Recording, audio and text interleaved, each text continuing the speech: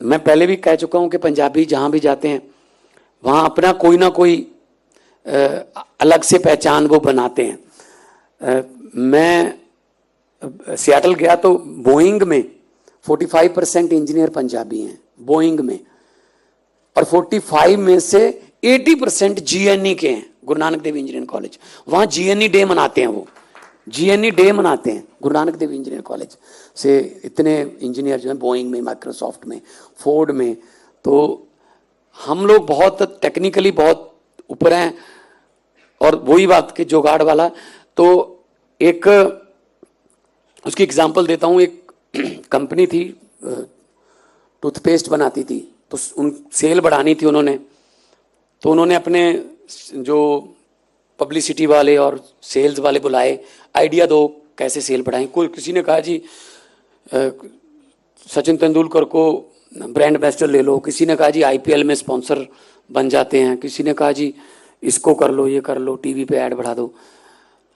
तो एक पंजाबी बैठा था, उसने कहा जी कुछ करने की ज़रूरत नहीं है, लेकिन एक चीज़ मैं आपको बताऊंगा, जो बताऊंगा उससे पहले आपको मेरे से एग्रीमेंट करना पड़ेगा, जितना फ़ायदा होगा उसमें से 20% मेरा हिस्सा होगा।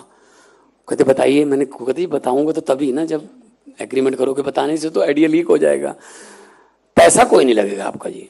कहते कोई पैसा नहीं लगेगा और सेल बढ़ जाएगी 40 से 50%। कहते कैसे? वो कहते जी एग्रीमेंट हो गया, चलो 20% तुझे दे देंगे, अगर फायदे में से 20% देना है तो फिर तो कोई प्रॉब्लम नहीं है।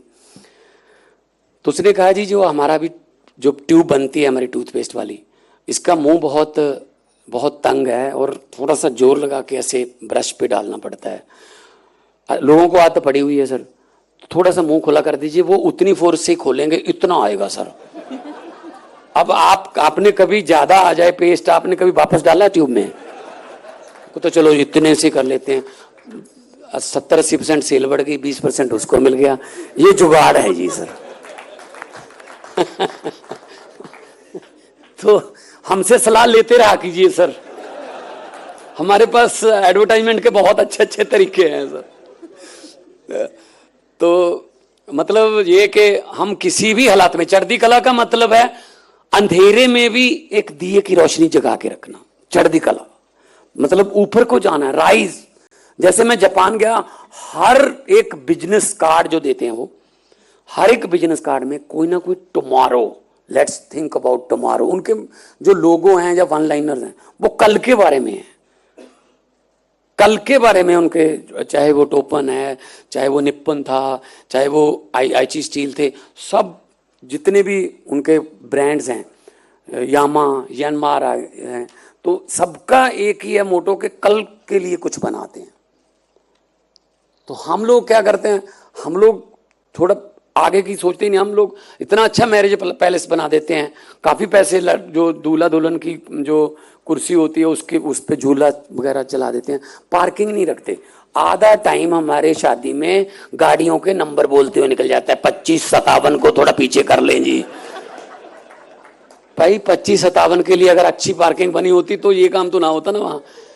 तो हम तो बाद में सोचते हैं, हम कहते हैं ये बना दो, गाड़ियां लोग अपने आप जुगाड़ लगा लेंगे, कहीं ना कहीं खड़ी करके आ जाएंगे।